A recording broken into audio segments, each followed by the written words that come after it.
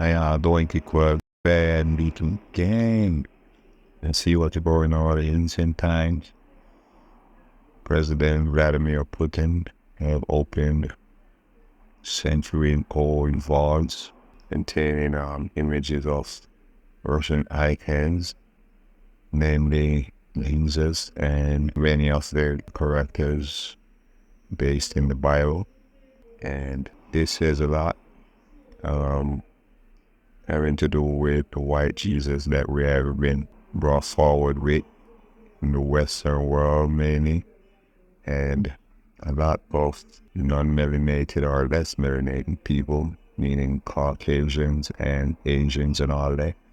Many that are wise and have understanding who would know that would be factual, that Jesus, as seen in the vaults and other characters from the Bible and such, are actually black people or melanated people, seeing that the Bible, for instance, took places like Yemen, Jerusalem, Israel, Egypt, and even Ethiopia, Eritrea, places like those, which are obviously melanated people. Okay, so let's get into it. Let me know what you think about it.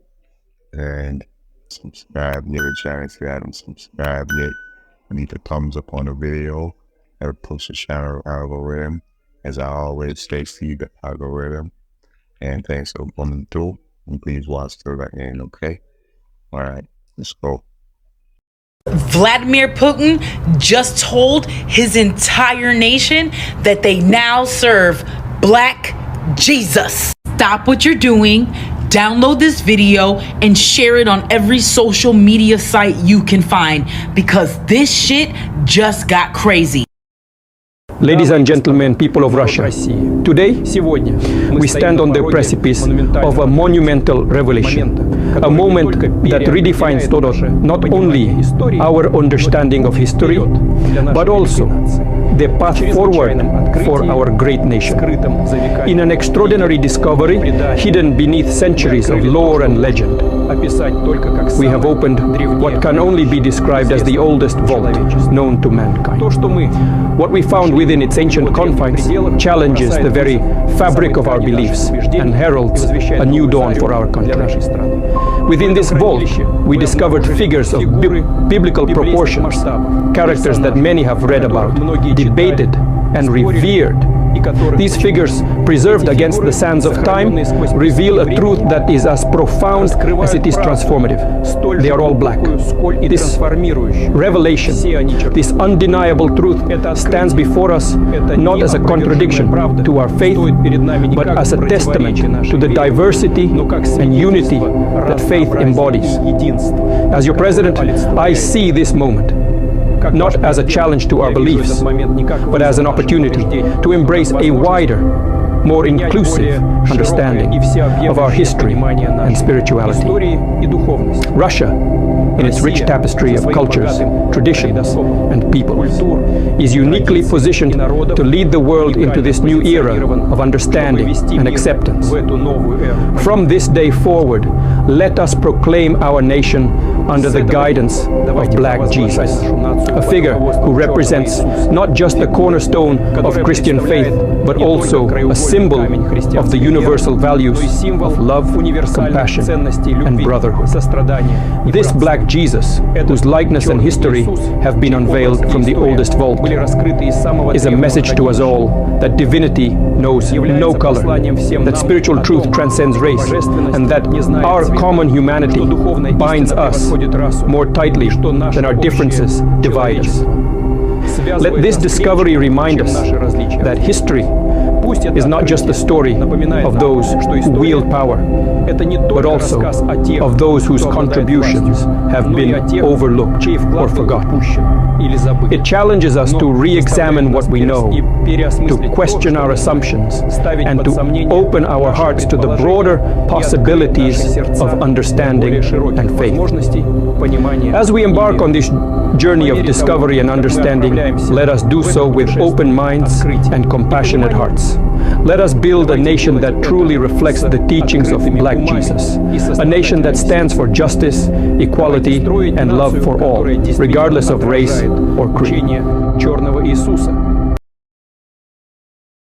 If this doesn't literally blow your mind and solidify to you what is solidified to me, I don't know what to say. Putin serves no benefit by telling the world that Jesus was black. And this is the first time in history that we've seen rulers announce to the public that Jesus was black. What are your thoughts? I want to hear what everyone has to say because this is blowing my mind. These Russian icons by Father Vladimir Ivanov. I hope I didn't butcher that name, but this is a book that is highly coveted by different circles. Because it has the black icons. It has the history of black people in places like Russia, in Italy, in places all over Europe. This book can range from $1,300 to $3,000, so it's not an easy book to get. I actually borrowed this book from a friend, But this book has a lot of interesting depictions in it. A lot of them pertaining to the Bible. Like right here, this is the Transfiguration of Christ.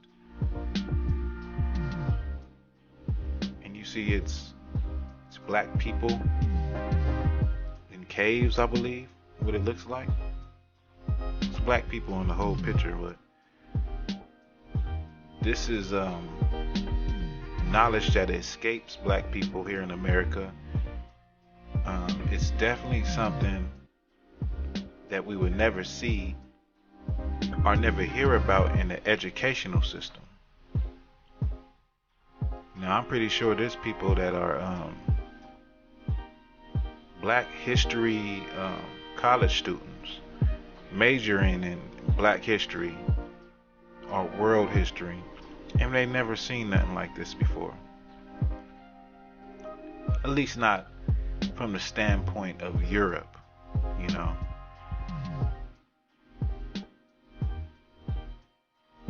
This is the crucifixion of Christ, and in it we see angels, black angels. The people surrounding him are black.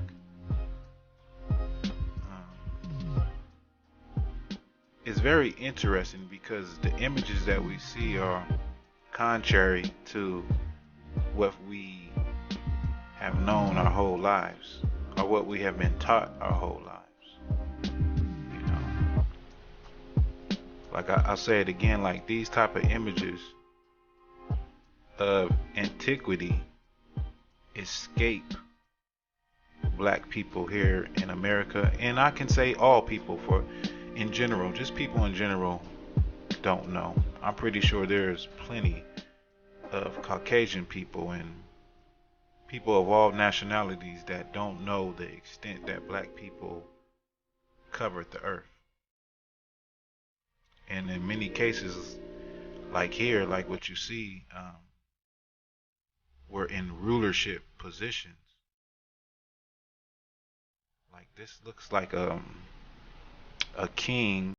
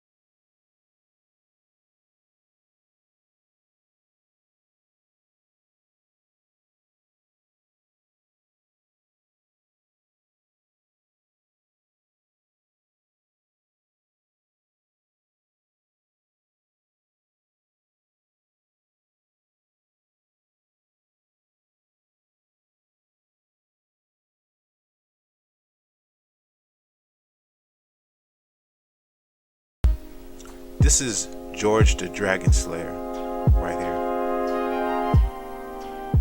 Most of the icons at the museum here, and the ones that we've been discussing so far, are very old, part of the ancient tradition of Russian iconography. Anyone who knows anything about icons will immediately recognize this image as the Trinity, or otherwise known as the Hospitality of Abraham of Andrei Rublev. This is not the original. The original is in Moscow in Russia, of course, but this is a wonderful replica that was commissioned by the museum to hang here in Clinton. What we're looking at is three angels who three strangers visited Abraham, and he showed them great hospitality, and they are seen as representing the three persons of the Trinity. And in this representation, we see Christ in the center. This band on his arm shows that he is a priest. And something to note, that even though faintly reproduced here, because this is as they appear in the original, which is in Moscow, we have the tree and the mountain bowing down to their creator. And this reflects the hierarchy. And also, if we look at the two figures, they're each looking at God the Father, because Andrei Rublev was a Russian, and we believe that the Spirit and the Son both proceed from the Father. Now, if I just show you another replica, we have here an icon, or a replica of an icon by another very famous iconographer. The Rublev dates from 1411, the original. This is by a Russian iconographer about 100 years later called Dionysius. And the thing to notice about this, and once again the original is in Moscow, is the stylization is very distinctive. And it's based upon line with very little modeling. And it's almost as if he's just coloured in an outline. And that's very distinctive of the style of Dionysius. This is Christ in Majesty, one of the traditional images in the iconographic tradition. This particular one was painted in the 16th century. And first of all, just look at the size of it. This will have been in a very large church, high up, and people will have seen this from a distance. And it must have been very striking in its original position. We have the four faces of the cherubim, which are described in the vision of Ezekiel. And we have an eagle, an angel, a bull or an ox, here's the bull and the ox, and here's a lion. And as we know, these have come to represent the four evangelists, and the reason historically that the church chose to have four gospels was that each one corresponded to the four evangelists carrying the word of God out to the four corners of the world. And of course that is our hope, to be in heaven with Christ and participating in the beatific vision. And so when we see Christ, we will know him, and everything is revealed, everything is sharply defined. Within the halo itself, what we see are the letters that are equivalent to, in whatever language is used, of I am who I am. In Greek it might be the letters, which I think this is, of he who is, which of course is the same as Yahweh. Always in the icon of Christ, the halo has the cross within it. So if you're ever uncertain as to who the figure is, you shouldn't be really, but if ever you are, and you see that cross in the halo, then you know that you're looking at the figure of Christ.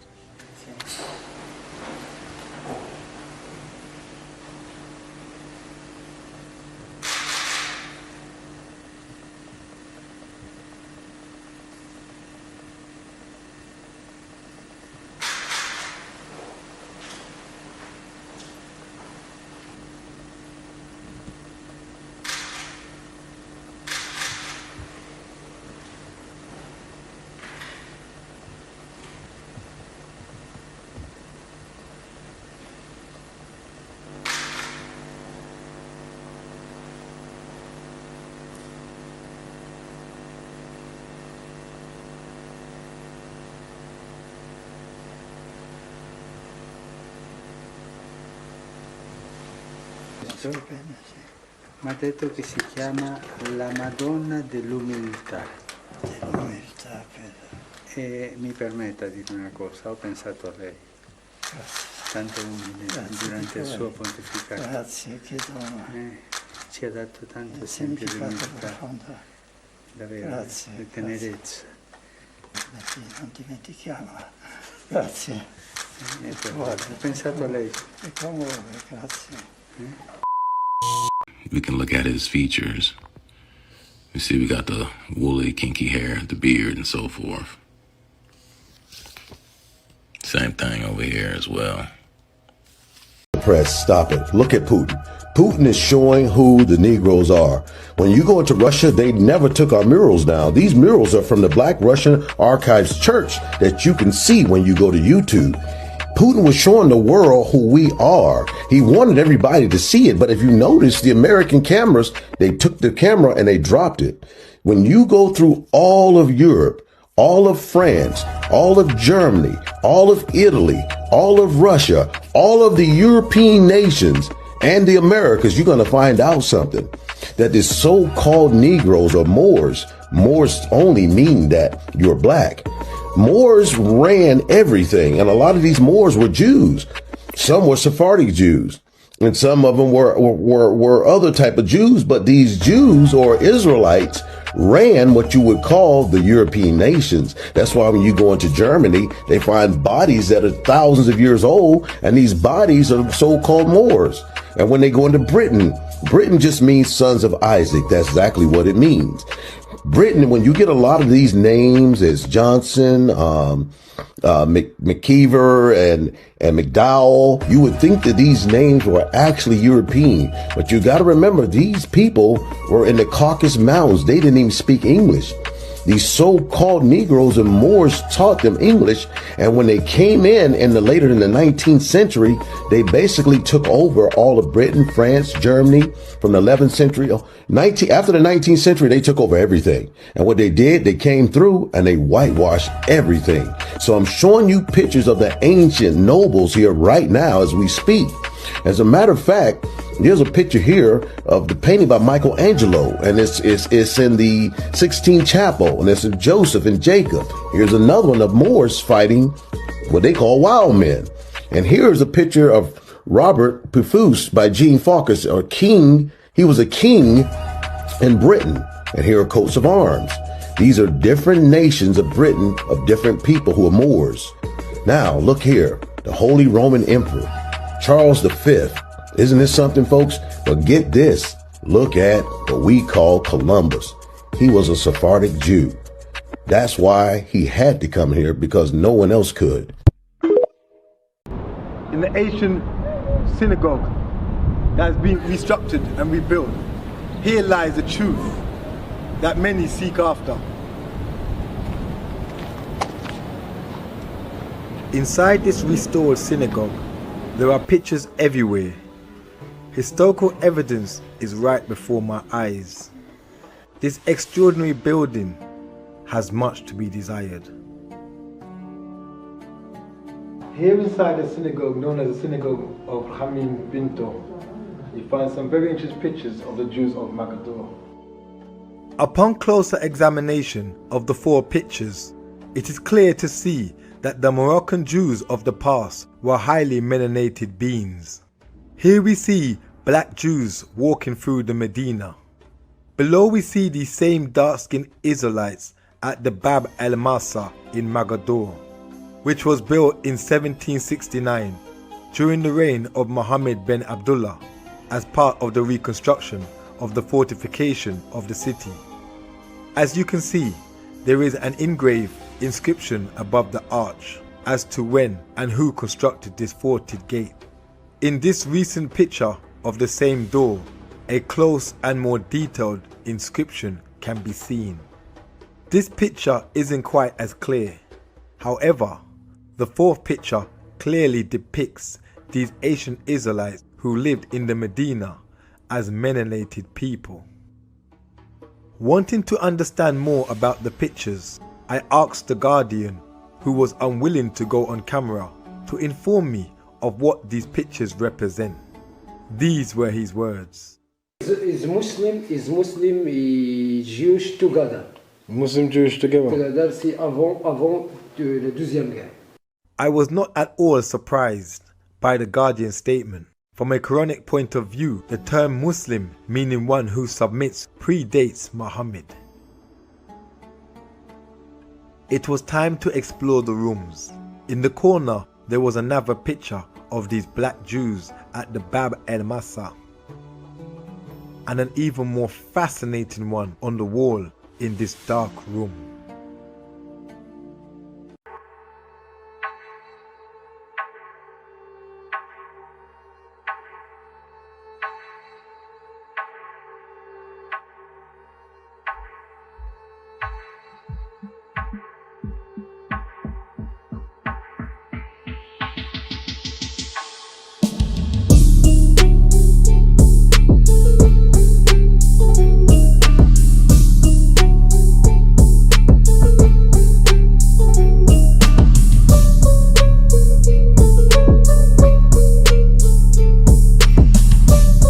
But today, only a small number of these masterpieces remain.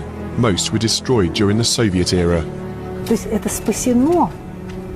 These icons are the survivors. If museums hadn't saved them, they wouldn't exist today.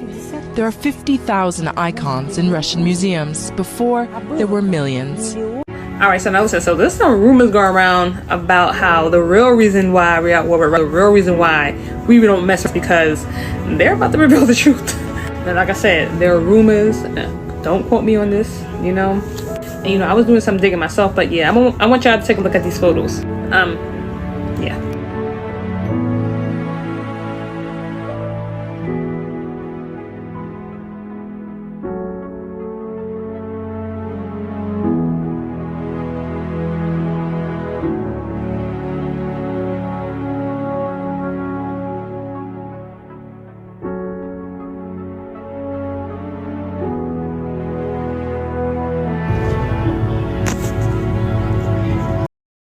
You already know about the Moors, which mean black people, melanated people, explorers, the original explorers. We went all over the world, basically also in Europe, where the Moors actually helped teach the Caucasian people civilization, how to take baths, and culinary skills, etc. We see that this Palestine-Israel situation been going on for a while now. Doesn't look like it's about to stop. You know what I mean?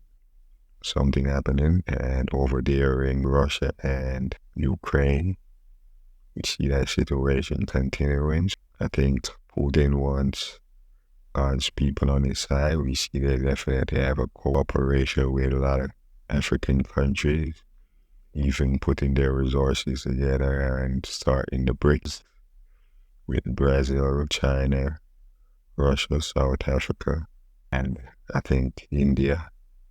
So let me know what you think in the comment section, man. Definitely like, share, and subscribe, okay? I'll see y'all in the next one. Before I go with people, somebody on TikTok posed the question, did we build these? So it had me thinking, because we know that black people, melanated people, I have to say, Kushites, Ethiopians, we're the ones that built most of the Western world, whether through consent or slavery or otherwise. So it's something to think about, okay?